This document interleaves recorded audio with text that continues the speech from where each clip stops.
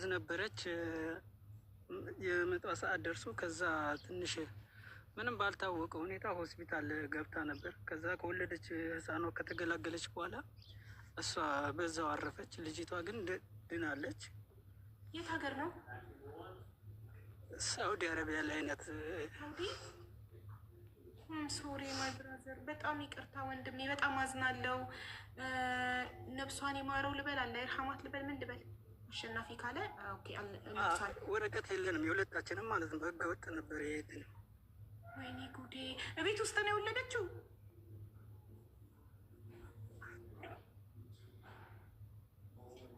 የሚያለቅስ ስቲከር አትላኩ ኮመንት ላይ። የተሰበረ ልብ አድርጎ ይዘጋል። ወንድሜ የኔን አይዞክ አይዞክ። ቤት ውስጥ ነው? ቤት ውስጥ ነው ወይስ ሆስፒታል? አይ ሆስፒታል፣ አምቡላንስ ተጠርቶ አምቡላንስ ደርሶላት ያው ሆስፒታል ነው ልጅ ተገላገለችው። ግን ያው በግሉኮስ እና በእንትን እስከ 14 ቀን ምናምን ቆይታ ነበር ሐኪም ቤት ውስጥ። ግን ከዛ ምንም ነገር ሳታውቅ ያው በ14ኛ ቀኗ አረፈች። አሁን ከሞተች 6ኛ ቀኗ ይዛለች። አይዞክ ወንድሜ፣ ነፍሷን ፈጣሪ ማረው። አይዞክ። ከባድ ነው እና ልጅም ደግሞ እዚህ ያለች በህግ ስር ውስጥ በህግ ውስጥ ነው ያለችው። ህፃኗም ያው እዚህ አንድ ላይ ነው ያለችው። እስካሁን ያው ምንም አይነት ነገር እንትን የሌለ ነው። ህፃኗም አንድ ላይ ያው እንዲገቡልን። አይዞክ ወንድሜ። ልጇም ያው ወይኔ በጣም እናዝናለን። ፈጣሪ ነፍሷን ይማረው። አይዞክ። ፈጣሪ የወደደውን አደረገ። እሱ ለምን አይባልም። አይዞክ ወንድሜ። እሺ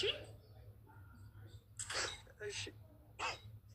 በሰው ሀገር ባለቤትን የሚያህል ነገር ማጣት በጣም ከባድ ነው። ግን በቃ ፈጣሪ የወደደውን የፈቀደውን አደረገ። ቢያንስ ልጅክ ታርፋለሃለች። ቢያንስ በእሷ ተጽናናለህ። ማስታወሻ ጥላልክ ነው ሄደችው።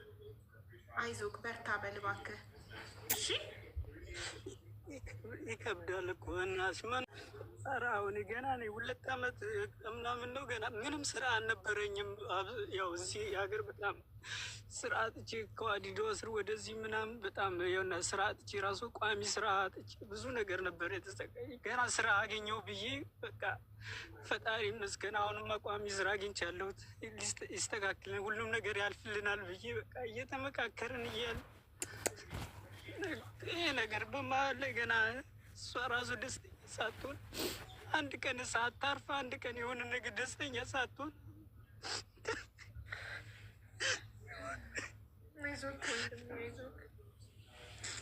በጣም ይከብዳል በእውነት። በሰው ሀገር ገና ትኩስ ትዳር